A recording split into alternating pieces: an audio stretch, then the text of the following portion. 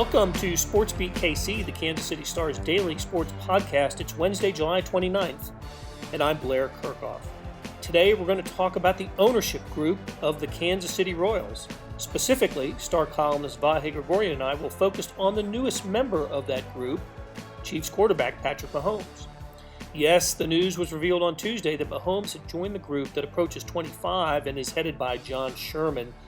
What does this mean for Mahomes and the Royals?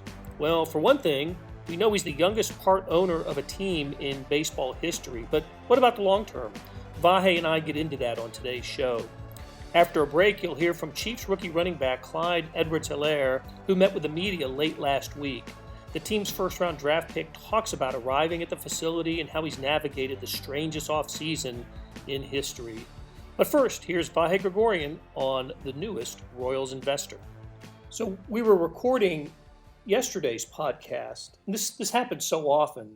You're recording a podcast in the late morning and sometime in the early afternoon news breaks, and you wish, oh man, if we just waited a little while. But sometimes you get lucky, news breaks in the morning, and you do get to capture it. But so it's a little late, a day late, but not a dollar short. Ha ha ha. You've been waiting to use that one all your life. Of course, we're talking about the new partner for the Kansas City Royals, part of the new ownership or the ownership group, Patrick Mahomes. You know, Vahe, if you had given me like a multiple choice question about things Patrick Mahomes would do with his newfound wealth, the new contract that he signed, and one of those options was to become a minority owner in the Kansas City Royals, I would have checked that one immediately. Just knowing him and knowing part of the, wanting to be part of the community. But anyway, when we saw the release from I believe it was the Royals that released it yesterday, it just put a smile on my face. Same here, exact same feeling, like a little head shake smile, like, oh Patrick, that's so Patrick. Sort of like that though, right? I mean, and you're making me think of this. We had no shortage of Patrick in Royals jerseys to display. Isn't that something? Royals jacket, Royals jersey, first pitch, big slick. Yes, but it's our duty as writers to find photos for stories that we publish, and so we have a little photo area that we pick out photos. There's a ton of them with Patrick wearing his Royals jersey. He's got the blue, he's got the white. Doesn't quite have the throwbacks on, but I'm sure he'll have his supply of that. Go in that little luxury closet of his. But for a guy who has been in town since 2017, is 24 years old, he has. I don't know what more he can do to ingratiate himself into a community. I don't either. And what's funny is we actually could have said that in 2017 and 2018 before he became a phenomenon. And you were right on it. I remember this, whether it was 17 or 18. You were writing stories. I think you collaborated with Pete Gradoff on something, but like there was a trend going on. There was the jorts at the Speedway. There was, reading Dr. Seuss. Going to a T-Bones game. Going to a T-Bones game. Going to the Speedway in T-Bones jersey. Yeah. I mean, these things are little, just part of the fabric of everything. And it's sort of an everyman quality to a guy who was unlike anybody. And he wasn't doing, and I don't get the sense he was doing it because he was told to do it, or it would be good PR for him to do it. He wanted to be there. He actually wanted to be there every bit as much as he wanted to be at the Final Four, to cheer on Texas Tech and to be at the Stanley Cup. Yeah. To cheer on St. Louis Blues. I think it's exactly in the same sort of family of thought, if that's a way to put it. I mean, that was the micro scale here. That's where he's living. He's getting set here, but he likes to go to things. I remember during some of this, we were half joking with him about whether he'd go to the World Cup, and it just didn't quite fit with the Chiefs schedule. but that I think he might have. I mean, his longtime companion, girlfriend, Brittany, has had quite a soccer past, and right. And so yeah, and I think you make an important point, though. I'm sure somewhere along the line Patrick learned or what's that expression? More flies with honey than vinegar. But I think it's pretty innate too.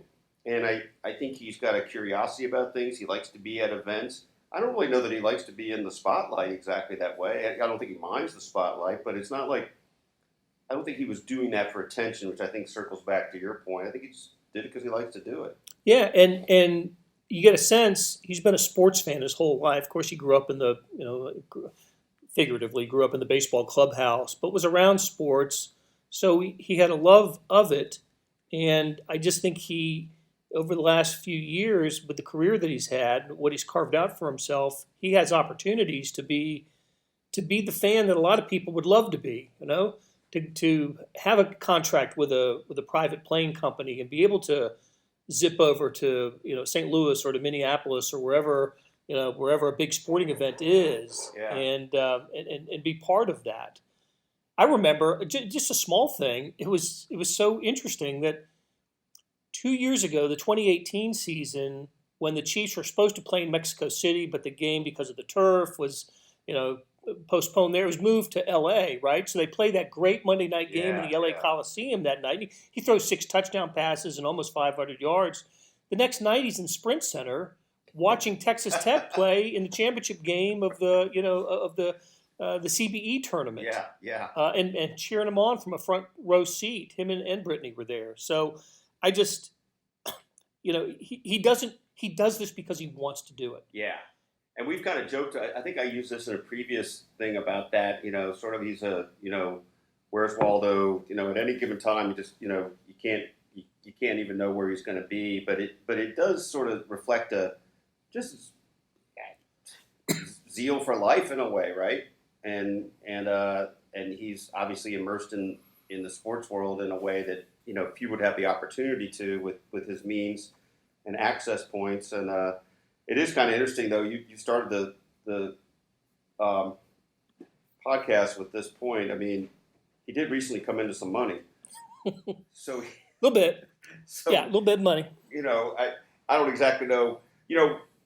We don't know what the buy-in is. We don't know what a percentage this is. I mean, is it nominal? Is it, but it's fun to kind of think of him as like the boss of these guys now, right? Like, he's going to put himself in the lineup or, what could he do? I wouldn't be surprised if he gets, can you imagine him? Think about this, though. I mean, we're being a little playful here, but let's say it does come to a downtown ballpark campaign. Maybe there's presumably there's going to need to be some level of private funding, right? I mean, Patrick Mahomes making an appeal to get involved. You think that won't? I think he can. The campaign I think he can be very influential with his presence and his wallet. Yeah, and he puts down a little down payment. I'll match anything up to. I mean, we're just making up these scenarios, right. But that could be a good way to get to Mahomes Stadium. At Kauffman Stadium at Mahomes Field. Or whatever it is. Well, I was wondering too, what kind of part owner he would be. Would he be just the guy who took tickets and got a good seat or a suite, or would he try to be, would he have a voice in this thing? Might we hear this type of voice from Mahomes? Oh, the best laid plans. I had something all queued up for us here, Vahe, and it did not. I'm right here. It did not happen. Let's see if it can happen here. All right, let's see if we get. Might we hear? Not going to happen. I think it's because we got the microphone going here, but it was from the Super Bowl, and Mahomes being very enthusiastic. Maybe I'll find it and play it at the end. We are going to play Mike Matheny's comments. He was asked about this in the pregame yesterday before the Royals lost to Detroit, and the point I wanted to make about Mahomes being an active owner is maybe he could have a little confab with Adalberto Mondesi, who, in the ninth inning last night, infield pop-up dropped to the ground surprised everybody, including Mondesi, who didn't run out the pop-up. He got to first, but then got thrown out trying to scramble back to the base. The type of play that I would hope that a champion like Mahomes would find unacceptable. Well, listen, you bring up you remind me of an interesting point. I don't know if you recall this. I think we wrote about it, but it might have just been in a conversation with Dayton Moore, the Royals general manager. After Patrick's first full season of starting, the 2018 season that ended with the loss to the Patriots in overtime, the Royals getting ready for spring training, Dayton, I don't want to say called in Adalberto Mondesi and spoke with him and pointed to Patrick Mahomes as the model he should be looking to be. That he has every bit of the baseball capacity that Patrick has in football. I think we may have written about it. Maybe Sam Mellinger wrote about it. Maybe one of us did. I'd have to look back. Yeah, if so, I'll find it and put it in the show notes. But I specifically remember Dayton talking about it in his office one day when I was talking to him about it. That's interesting now. I mean that sort of potential for some engagement there in a different way. And this is, we don't know anything about. We haven't talked to Patrick about it yet. We certainly don't know the parameters, but it does get your mind running, at least my mind running a little bit on what the long-term implication of this is. Patrick's not 25 years old yet. He's got an ownership stake in the Kansas City Royals.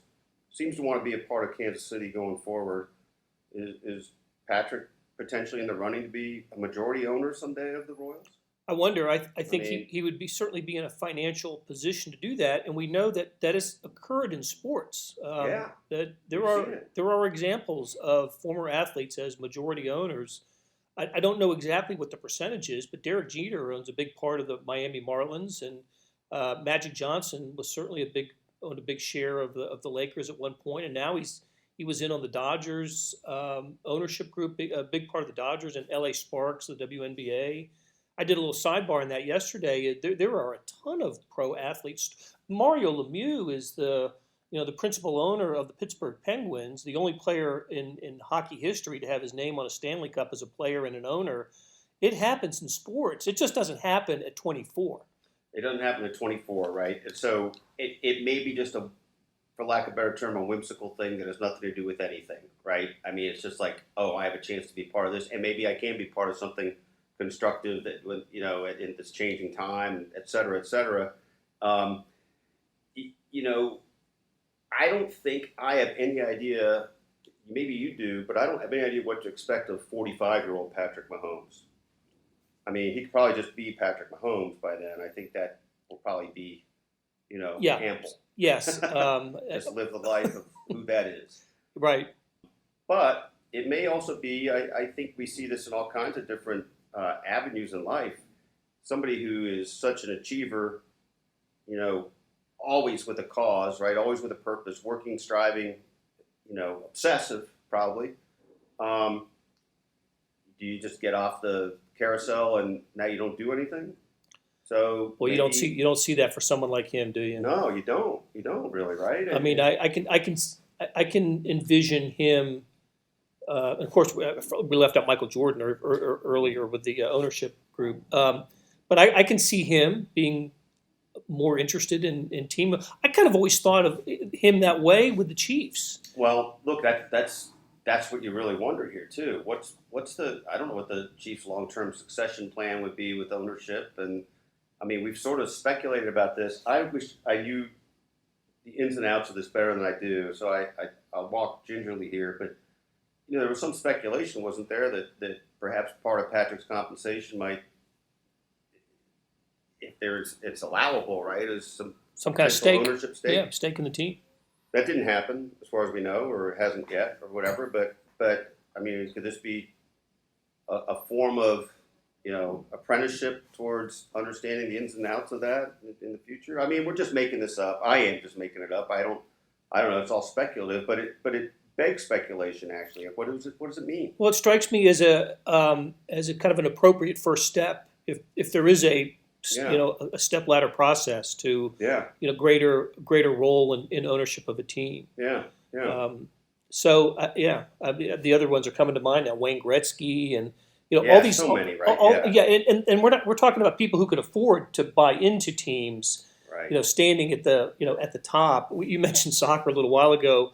There was one of the tweet responses to this news yesterday was a player in the women's professional soccer league who was saying, "Okay, now come on into our league and help fund that," because it's James Harden, the great shooter for the Houston Rockets, has bought a stake in the Houston Dynamo and the Houston Dash, which is the women's professional soccer team there. So would seem to be ample opportunity for Mahomes to branch out if he wants to in other sports. So it would be really interesting to sit in on a meeting with the Mahomes Brain Trust, and we know about his representation, but I don't exactly know how that extends into his financial advising. I mean, I assume he's got a vast team of resources that work on this, and that he's a smart enough. Shrewd has an almost negative connotation. I don't mean it negative, I think, but I mean it. Absolutely, he's going to be responsible with what he's the big picture, long term notion of how he's going to spend this money, right? How much is going to be saved, how much is going to be invested, how much he can just play with, whatever. But it would be really interesting to, we'll never be there, but to be in that room for just a notion of the types of discussions they're having. Like, all right, what are we doing with this? Right. How much good can we do for others? How much good can we do for ourselves? However you want to think of that quotient. Just how many generations does he need to take care of his family? I don't know what the way at that would ever be, other than having a GoPro on his forehead and hoping they just. I'll tell you, it's there. A day in the life of Patrick Mahomes would be fascinating any day. It's funny. There was actually a day, maybe it was in the fall of 2018, where I think I was like, hey, can we just do it? Trying to get with the Chiefs. Can I just do a day with Patrick? It doesn't have to be a special day. It's like, hey, we know the Chiefs tend to swat away things like this anyway. But at this point, it's like you wouldn't. Alas, we wouldn't even ask because it just no. Unattainable. Well, 3 years in Kansas City, it's been an incredible time for him, for the city, and if you ever kind of wondered about the definition of a transformational athlete, or he is that. You can speak to this way better than I can, and I guess it is. Let's just frame it within the world of sports, but. Do you have a sense of a changed sports fans' self-esteem in the Kansas City area now because of what the Chiefs have done, but really because of what Patrick's?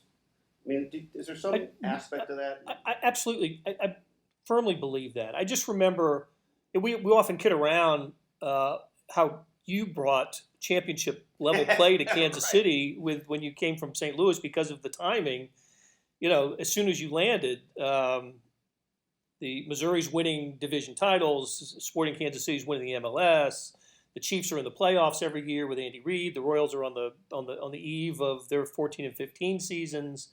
But I assure you, Vahe, that before you got here, it was not a happy time in Kansas City land and in sports. And it did. I can remember doing a story sometime in maybe 04, 05, 06 about Kansas City as Loserville, USA, and this was in the throes of the Royals losing 100 games every year, and the Chiefs always, getting the 49ers leftover quarterback, never getting out of getting past a round in the playoffs, and the city was about to lose the Big 12 tournament because it didn't have a new arena. So there was absolutely a time when the sports self-esteem in this town was pretty low. You reminded me of being at a game with you.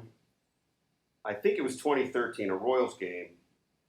Maybe it was 2014 before they really took the turn, right? But it was one of those two seasons, and the Astros hit like 4 home runs in 5 batters or something like that. And I remember you just sort of saying the Royals just never have anything to counter anything like that. It never happens here.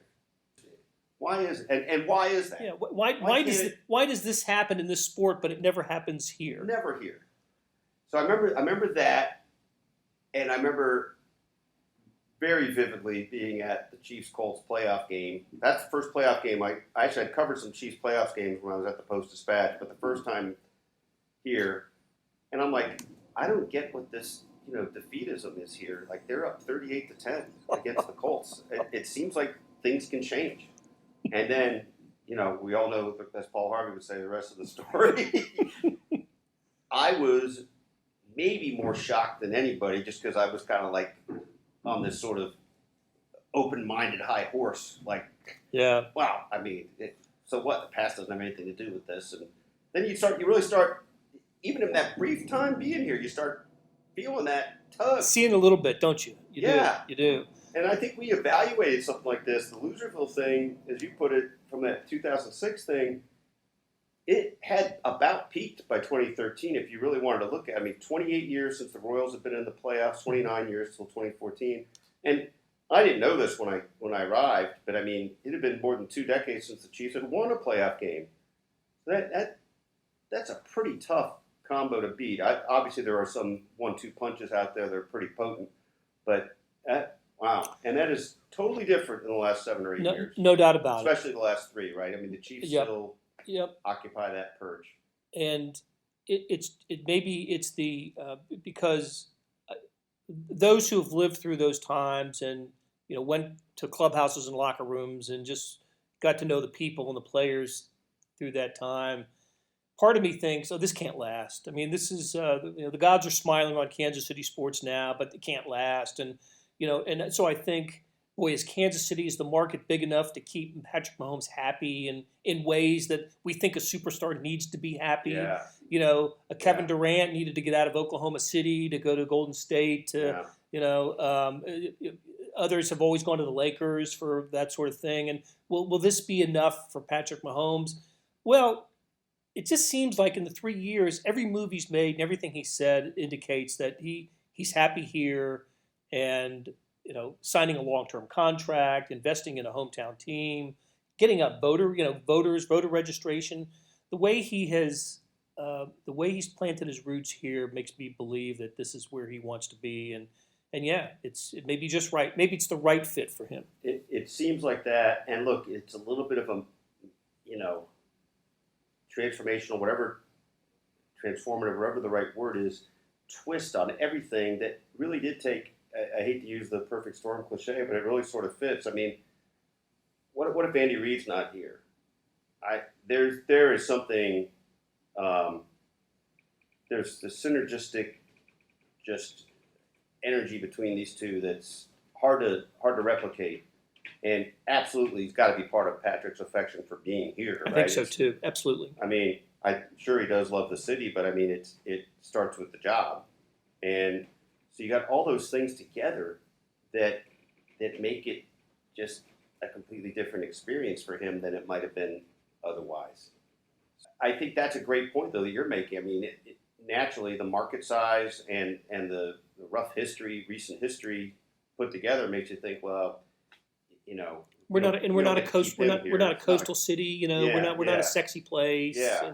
But I think the fact that I do think it's instructive that he grew up in Texas and not in California or Florida or New York, and I think it's also instructive that he had experiences in we go back to it again, major league clubhouses and those things. So he's seen what big time-ness looks like. Yeah, that's right. He doesn't need to live in New York or LA for that to appeal to him. No, and I think, look, I mean, we're children of the '60s. I mean, we can picture the sort of the Batman set of toys he might have, the Patmobile, the Pat plane. I mean, he's probably got whatever he needs to do to go. He can be anywhere he wants in 3 hours. Absolutely. And then come home to an adoring city. Yeah. Tell you what, everybody else has had a pretty rough 2020. Patrick Mahomes has had a pretty good 2020. He has had a pretty good 2020. But, think about this, too. In a parallel universe of some sort, the pandemic struck or shut everything down in mid-January.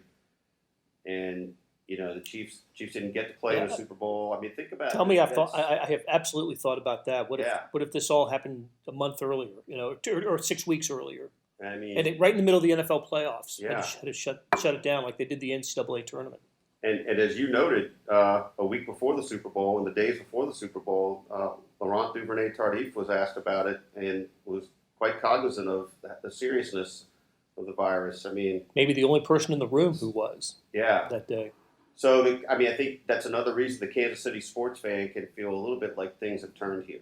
It's like, for a long time you wanted to figure out what to curse over why things couldn't happen Right. or whether there was a curse. And now this. All right, Vahe. Hey, we're going to take a break, and we're going to conclude our conversation with Vahe. And when we come back, we're going to hear from Chiefs rookie Clyde Edwards-Helaire, who met with the media last week. All right, Vahe. Thanks, buddy. Thanks, Blair. Club announced today that Patrick Mahomes, Chiefs quarterback, is in the ownership group now. I know this is not your parlay for sure, but have you haven't got a chance to meet him yet, probably, with all the different things were happening when you got to town? No, but and I know his family history in the game. I know he's a fan.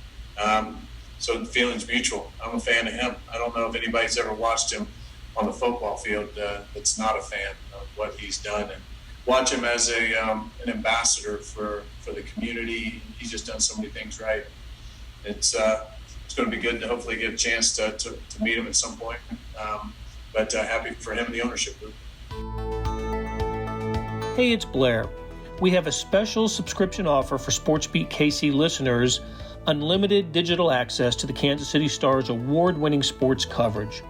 Sign up now for 1 year of Sports Pass for access to all the sports news, features, and columns presented on the kansascity.com site, and it's only $30. That's a 40% savings off our regular rate.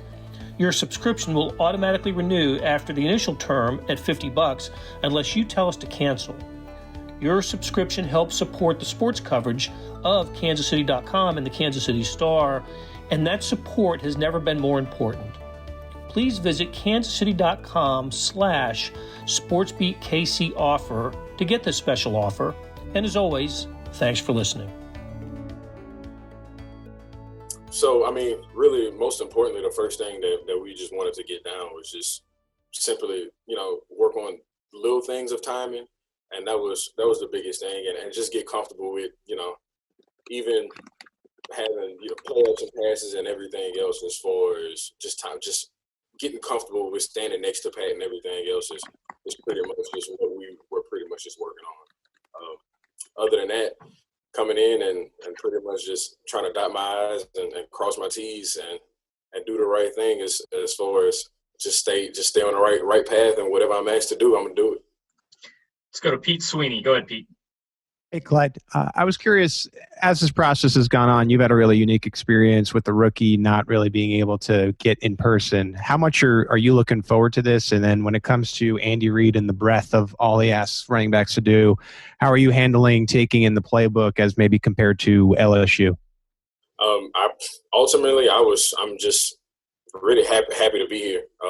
This is my happy place. I've been doing this. I've only been on the earth for 21 years. I've been playing football since I was 5. So this is what I do. And this is I can't wait. Everything, the setup, everything about everything here is just perfect for me. And I can't wait. The playbook, it was, as far as not having to do school and everything else, the playbook, I feel like it's easy. I've had, offensive coordinators, multiple offenses I had to learn year in, year out. So, this is nothing new. Just learning a new offense and then adjusting to the players around me. Let's go to Aaron Ladd. Go ahead, Aaron. Clyde, I appreciate the time. I'm curious what it will look like off the field with you, kind of the rules and regulations we're seeing now is that there could be fines possibly for going out and kind of excusing the protocols. Would it be difficult for you to spend, 3 or 4 months protocol at home when you got all this newfound NFL success? Oh no, not at all. You can literally ask anybody. In college, I probably went out 5 times. I can count on one hand how many times I went out. So I'm not a party guy. I stay at home. I chill, and then ultimately I'm usually just by myself. If I'm doing anything, I'm probably just hunting or fishing. Let's go to Adam Teicher. Go ahead, Adam.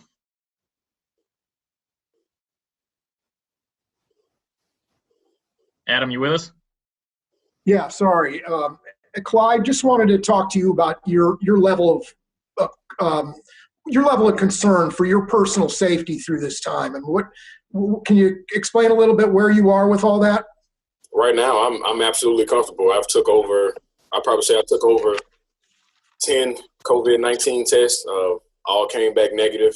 The way everything is displayed here and the way everything is set up here, I feel absolutely safe. With my mom being a nurse and pretty much running her own veterans home back at home, and dealing with COVID-19 and everything else, I ran everything by her, how everything was set up. And I mean, if she's absolutely comfortable with it, being a first responder and someone who's on the front line during this pandemic, I can be comfortable with it. So I'm completely comfortable, and I'm just ready to get to work. Let's go to Steve Walls. Go ahead, Steve. Hey, what's going on, Clyde? Over the past few months, we've all learned a little bit more about ourselves. I heard Todd Gurley say that he's never worked out so hard in his life. I'm just wondering what you've learned about yourself over this past few months in this times of uncertainty. Being able to press that pause button and slow everything down for somebody, that was went on this 15-0 run and then won a national championship, and immediately I was right back training and then to the combine and the draft and everything, and then everything was just a whirlwind. So being able to just pause, stop, and being able to focus on one, mental health, and just, two, my body, just getting everything back straight and in tune to ultimately do what I love. All right, guys, looks like we've got 4 hands up left. We'll go right down the line. Let's go Harold. Go ahead, Harold.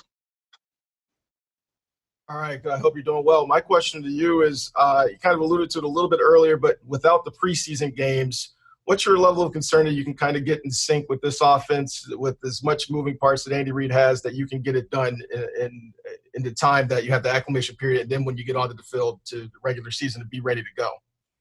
I feel absolutely comfortable being able to. We did installs before everybody had the online installs, and I was able to run routes and do things from our playbook beforehand. So coming in, ultimately, my thing is just to learn. I have a lot of guys that's vets in the room and guys who've been here that I can absolutely learn from and pick their brain. So I have that at my disposal, and I'm just here to be a team player. Let's go to Darren Smith. Go ahead, Darren. Hey, Clyde, the question that I have for you is simple. Your mom is in the industry, the health industry, my mom as well. What message would you give to fans, those who, let's just say, that's on the other side that doesn't take this virus serious, right now, because obviously people are going back and forth about wearing a mask, and we know about the agreement. A lot of teams can't have fans in the stands, but what would your message be to fans out there who are against wearing a mask? Well, for me, it hits home. My mom, she actually had COVID, and then my little sister, she has muscular dystrophy. So me wearing a mask and keeping everything just in tune and keeping everybody safe around. I mean, she was born with a lot of a real difficult situation, and ultimately, if she gets it, it'll pretty much be fatal. So for me, it's personal. Wear a mask is something that you do when you just go outside and interact with people. And staying 6 feet apart is the main key. So wear a mask, stay 6 feet apart, and ultimately, man, we should be able to knock this curve down. And I mean, everybody wants to be in the stands on a Sunday, Monday, or Thursday. So let's just make it happen. Just wear a mask. As simple as that. I think BJ Kissel had a follow-up question, so I'm going to let him jump. Go ahead, BJ. Yeah, Clyde, we spoke about a month ago about your sister, and I just want to follow up on that because you're getting ready to start your NFL career and just what kind of inspiration she's been for you, and some of the stories that you shared with me regarding, when she was younger, you kind of looking out for her and having to play a, emergency, doctor at different times. Just can you speak to that and what kind of motivation she's been for you? Well, the biggest thing is she hasn't even been able to pretty much get out here to even see, just whatever's going on. Just because, I mean, the nervousness of her coming out here and possibly contracting COVID, just because, you have people around that can't simply just wear a mask or just do the simple things. She hasn't seen anything yet. So ultimately, it's hitting home. So ultimately, I'm just ready to get all this rolling. That will do it for today. Thanks to our production staff of Derek Donovan, Randy Mason, Savannah Smith, Beth Welsh, Jeff Rosen, and Chris Fickett. Also, a special thank you today to Kathy Liu and Leah Becerra. Those two talented journalists helped get SportsBeat KC off the ground 1 year ago today. Simply, the show would not have happened without them. Thank you both. Hey, links to stories that Vahe Gregorian and I discussed today can be found in the show notes and on kansascity.com. Earlier in the episode, you heard me talk about the Sports Pass offer. It still stands and still a good one. $30 for a year's worth of sports coverage, and that includes the Sports Extra with the e-edition. There are 46 additional pages of national sports coverage today. Well, here's an even better offer. Buy the entire Kansas City Star product. Sports, news, features, commentary, and analysis, the whole bit. You get all the stories written by my talented colleagues, plus additional news, sports, and business coverage. The details are at account.kansascity.com/subscribe. That's account.kansascity.com/subscribe. And whether it's the Sports Pass or the full subscription, you're getting and supporting the best sports and news coverage in Kansas City and helping us produce programs like SportsBeat KC. Thanks for listening, and we'll be back on Thursday with another episode.